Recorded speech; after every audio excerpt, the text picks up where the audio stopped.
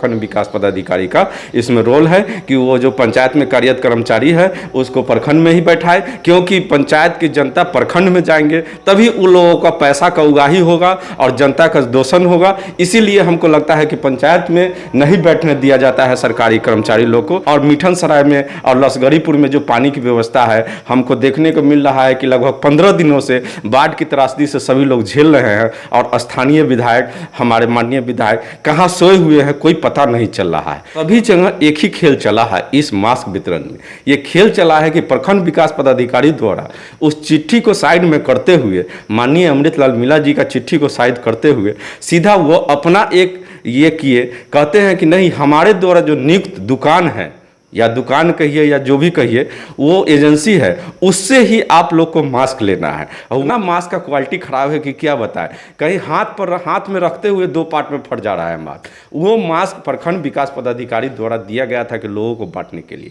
पंचायत के अकाउंट में पैसा आया और उस पैसा को वीडियो द्वारा बोला जा रहा है, वीडियो सर वीडियो मैम द्वारा, कि हमारा जो एजेंसी है, हमारा दुकानदार है, उसको आप ये पैसा दीजिए और हम जो कहते हैं वहाँ से सामान लीजिए। तो इसमें क्या दर्शा रहा है? इस न्यूज के प्रायोजक हैं अफजल फर्नीचर। हमारे साथ कांटी प्रखंड क्षेत्र के ही मानिकपुर नवरत्न पंचायत के मुखिया नवीन कुमार उर्फ शशि ठाकुर जी है। खास बातचीत इनसे करेंगे और सबसे पहले मुखिया जी आपका स्वागत करते हैं। धन्यवाद। और जानना चाहेंगे कि पिछले दिनों 23 जून को आप लोगों की मुखिया संघ की बैठक कांटी प्रखंड में हुई थी और जिसमें कहा गया था कि जो भी पंचायत भवन है उस कार्यालय को बंद करके चाबी डीएम को सौंपने की बात की जा रही थी। आखिर माजरा क्या था, पूरा मामला क्या था, खुलकर इस पे बताएं आप। जी, बीते 23 जून को हम लोग के पंचायत प्रखंड अध्यक्ष याचना साई की अध्यक्षता में प्रखंड में बैठक हुई। इससे पहले 20 तारीख को जिला में जिला अध्यक्ष के अध्यक्षता में हम लोग की बैठक हुई डीएम साहब के पास में। उस बैठक में हम लोग का प्रस्ताव था कि 5 साल के कार्यकाल में हम लोग के सभी पंचायत में, जितने भी प्रखंड के सभी पंचायत है, सभी पंचायत में लगभग 5 से 7 सरकारी कर्मचारी कार्यरत है।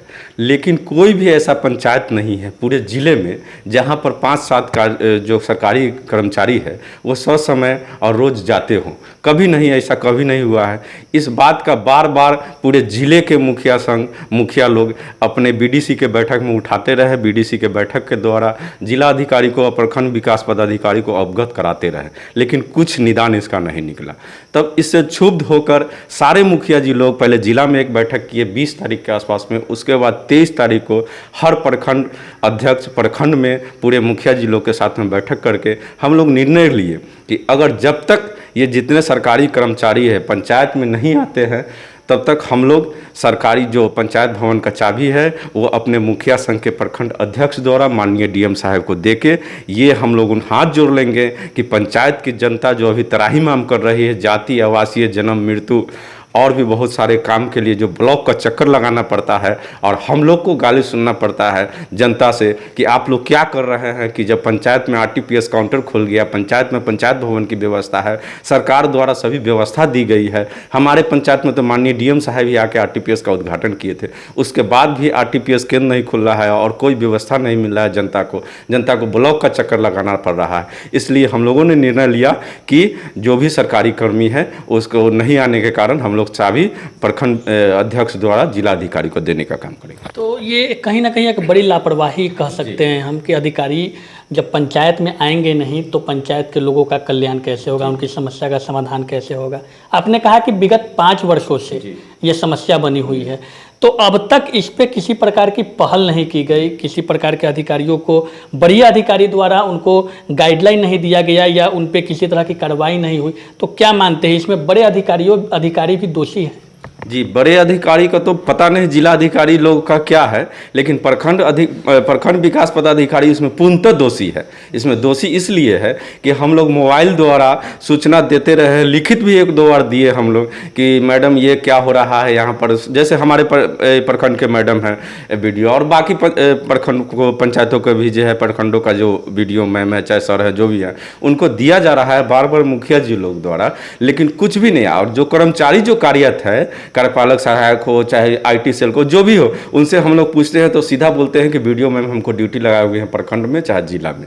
तो हम लोग को तो यही सुनना पड़ता है। तो हमको लगता है कि कहीं ना कहीं से इसमें प्रखंड विकास पदाधिकारी दोषी है कि उनसे क्यों नहीं पूछते हैं कि तुम्हारा जो कार्यकाल है, तुम्हारा जो ये है ड्यूटी है, वो पंचायत में है, तुम ब्लॉक स्तर पर क्या करती हो।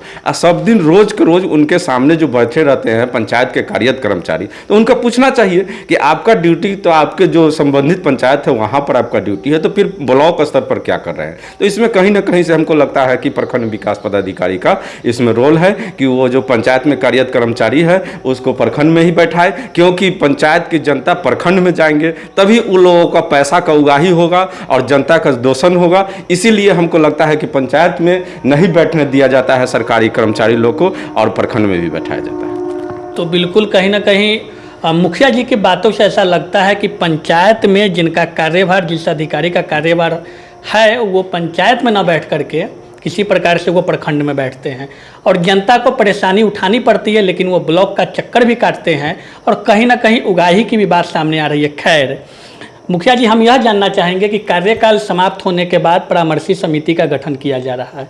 27 मई को परामर्शी समिति गठन हो चुका है और उसके अनुसार आप लोग जो भी मुखियागण है वो परामर्शी समिति के अध्यक्ष होंगे। वर्तमान में मुखिया होने के बावजूद अधिकारियों के न रहने के कारण लोगों को समस्या उठानी पड़ रही है। परामर्शी समिति का गठन होने के बाद क्या ऐसा लगता है कि लोगों को समस्या नहीं झेलना पड़ेगा? देखिए, ये तो हम नहीं कह सकते हैं समस्या नहीं झेलना पड़ेगा।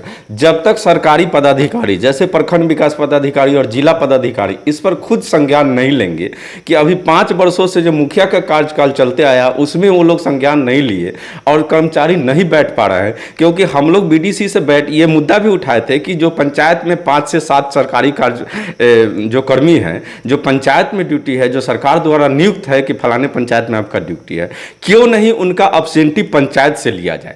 पंचायत में एक रजिस्टर रखा जाए कि किस दिन वो जाते हैं, पंचायत में एक हाजिरी लगे और जब उनका वेतन बनता है तो प्रखंड विकास पदाधिकारी द्वारा, पंचायती राज पदाधिकारी द्वारा वहां से उस रजिस्टर का कॉपी मांगा जाए मुखिया जी लोगों से। और नहीं तो एक सरकारी उस पर एक निगरानी कमेटी बैठा दिया जाए कि कितने कर्मचारी जो लोग जाते हैं वहां पर दस्तखत करते हैं कि नहीं, पंचायत भवन पर एक रजिस्टर हो, वहां पर जाके वो लोग दस्तखत कर, उस हिसाब से वो लोग को वेतन बने और तब जाके इस व्यवस्था में बदलाव आएगी और जनता का काम समय पर हो पाएगा।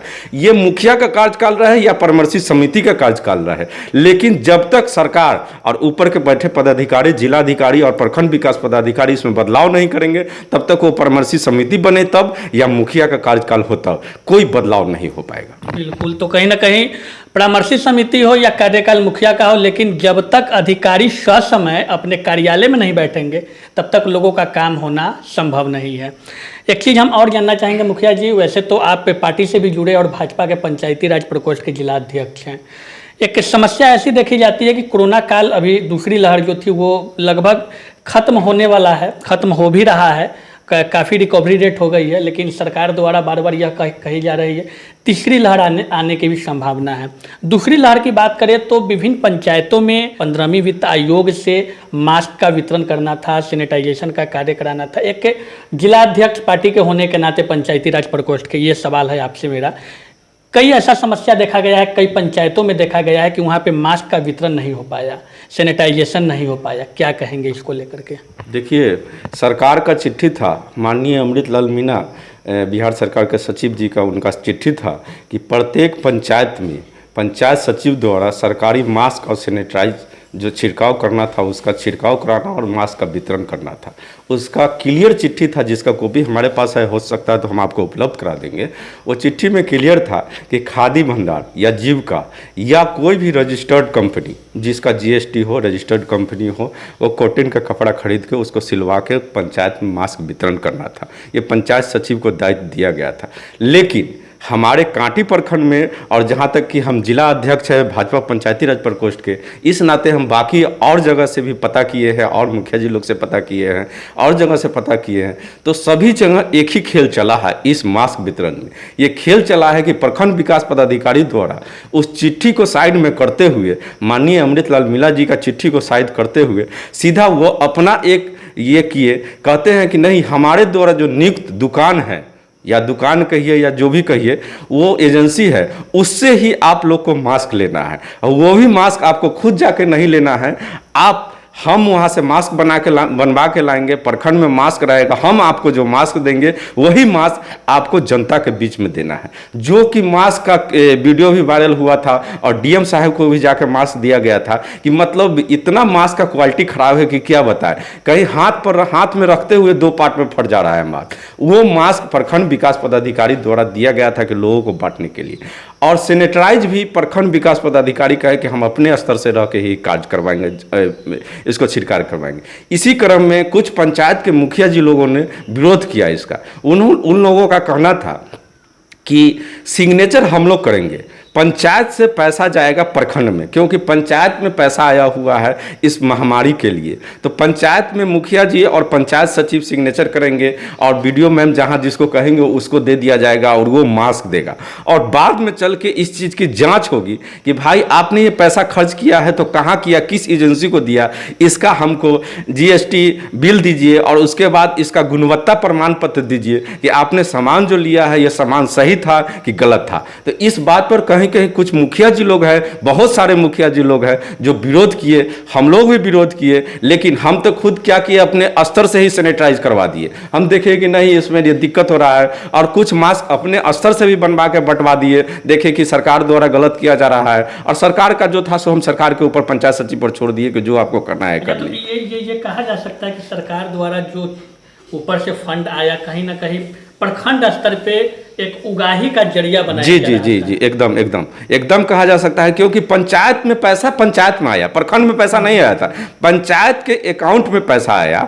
और उस पैसा को वीडियो द्वारा बोला जा रहा है, वीडियो मैम द्वारा, कि हमारा जो एजेंसी है, हमारा दुकानदार है, उसको आप ये पैसा दीजिए और हम जो कहते हैं वहां से सामान लीजिए। तो इसमें क्या दर्शा रहा है? इसमें तो सारा सही दिखा रहा है। उनको तो सीधा चिट्ठी देना चाहिए कि आप लोग जितना जल्दी हो जल्द से जल्द कोरोना महामारी का समय है, इसमें मास्क वितरण करवा दीजिए और सैनिटाइज वितरण करवा दीजिए, इसमें हमको गुणवत्ता प्रमाण पत्र दीजिए और जीएसटी वाला बिल दीजिए। लेकिन उनमें उनके द्वारा जो दबाव दिया जा रहा था कि नहीं फलाने दुकान से ही लेना है, तो इसमें तो साफ दर्शा रहा है कि इसमें उनके द्वारा कहीं उगाही का एक जरिया बनाया जा रहा था। अच्छा, आखिरी सवाल आपसे ये होगा कि ऐसा बरसात का समय आ गया है, बाढ़ का भी समय है और ऐसे में कई बाढ़ प्रभावित इलाके हैं जो हर वर्ष बाढ़ से त्राहिमाम करते हैं, शहर से सटा हुआ कुछ इलाका जो आपके नॉलेज में होगा। और सबसे बड़ी चीज़ कांटी सहित कांटी प्रखंड के अनेकों पंचायत में जल जमाव की बड़ी समस्या देखी जाती है। आप लोग का कार्यकाल भी खत्म होने वाला है, खैर परामर्शी समिति की गठन हो गई, लेकिन जो जनप्रतिनिधि है वो भी लोगों की उम्मीद पे शायद खड़ा नहीं उतर पा रहे हैं।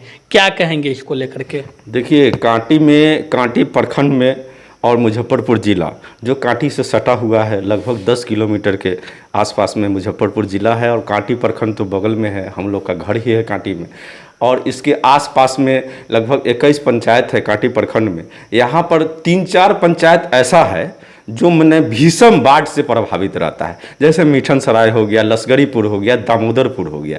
ये 3-4 पंचायत हमारे पूरब की तरफ ये ऐसा पंचायत है जो मतलब हर साल इसमें लोगों को त्राहिमाम करना पड़ता है। जब भी बाढ़ आता है तो हम भी जाके वहाँ पर लोग को सहयोग करते हैं, जो भी अपने स्तर से बन पाता है लोगों को सहयोग करते हैं। वहाँ पर देखने को मिलता है कि हर साल बाढ़ के त्राहिम होता है और यहाँ के प्रतिनिधि कहाँ सोए हुए हैं से पता नहीं। एक मुखिया जी का क्या है पावर? मुखिया जी एक पंचायत में सीमित रह जाते हैं, पंचायत के वो दायित्व में है, सरकार द्वारा जो फंड और व्यवस्था दिया जाएगा वो करेंगे और पंचायत से जाके ब्लॉक में हल्ला करके वापस आ जाते हैं। ये दायित्व बनता है स्थानीय विधायक का, जो कि बार बार वहां पर बाढ़ आ रहा है, बार बार ऐसी समस्या आ रही है, उसका अस्थायी निदान हो। जैसे कि आपको दामोदरपुर में हम बताएंगे कि एक पठान टोली है, मोहल्ला एक मोहल्ला है, क्योंकि हमको इस चीज़ का जानकारी इसलिए क्योंकि हम पंचायती राज जिला अध्यक्ष भी हैं और हम घूमते रहते हैं। और जो परमानेंट वहाँ पर जल जमाव का स्थिति रहता है। पूर्व के जो विधायक बने वो भी कुछ नहीं किए, अभी वर्तमान जो विधायक है उनके द्वारा भी लगभग 6 महीना बीतने जा रहा है, अभी तक उस रोड के लिए और वहाँ की उस जल जमाव की व्यवस्था के लिए कुछ नहीं किया गया। और मीठन सराय में और लसगरीपुर में जो पानी की व्यवस्था है, हमको देखने को मिल रहा है कि लगभग 15 दिनों से बाढ़ की त्रासदी से सभी लोग झेल रहे हैं और स्थानीय विधायक, हमारे माननीय विधायक कहाँ सोए हुए हैं कोई पता नहीं चल रहा है।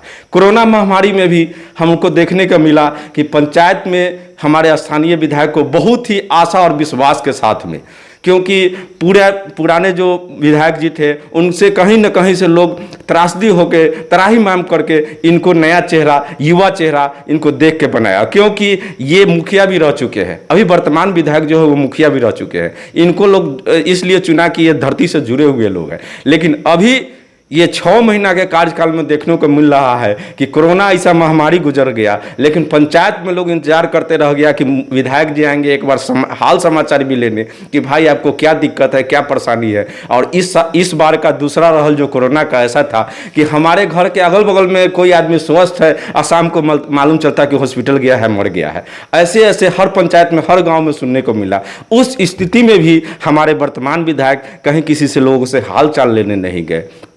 और इस त्रासदी और बाढ़ में भी अभी लोगों से मिलके हाल चाल नहीं डोल रहे हैं। तो हमको तो लग रहा है कि लोग फिर पुनः दोबारा गलती कर चुका है ये माननीय अभी जो जनप्रतिनिधि हमारे विधायक हैं उनको चुन के। अभी भी मौका है लोगों के बीच में जाए, लोगों की समस्या सुने।